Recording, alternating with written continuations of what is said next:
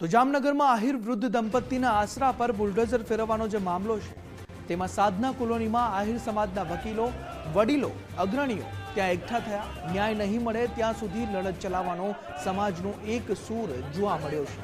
Demolition થતું ત્યાં મકાન બનાવવાની માંગ કરવામાં આવી છે. જ્યાં ડિમોલિશન કરવામાં આવ્યું છે ત્યાં સમાજ માંગ કરી રહ્યો છે કે મકાન બનાવી આપવામાં આવે. પૂર્વ સાંસદ વિક્રમ માડમ, ધારાસભ્ય હેમંત ખવા સહિતના ત્યાં હાજર રહ્યાના માંગ કરવામાં આવી છે. આ એક વૃદ્ધાને અમને માહિતી મળી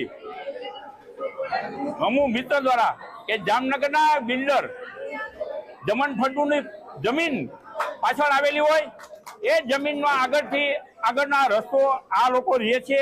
છેલ્લા 40 વર્ષથી આ દંપતી પરિવાર ગરીબ પરિવાર અહીંયા રહે છે.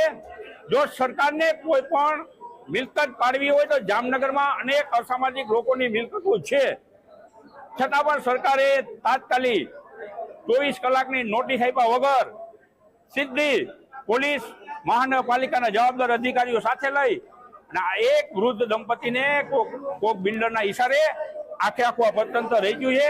એની સામે જામનગર સમાજના અમારા બધા આગેવાનો, ચાહે રાજકીય આગેવાનો હોય, સામાજિક આગેવાનો હોય, અમારા બધા ગ્રુપ સખત આને રોકડી કાઢે છે.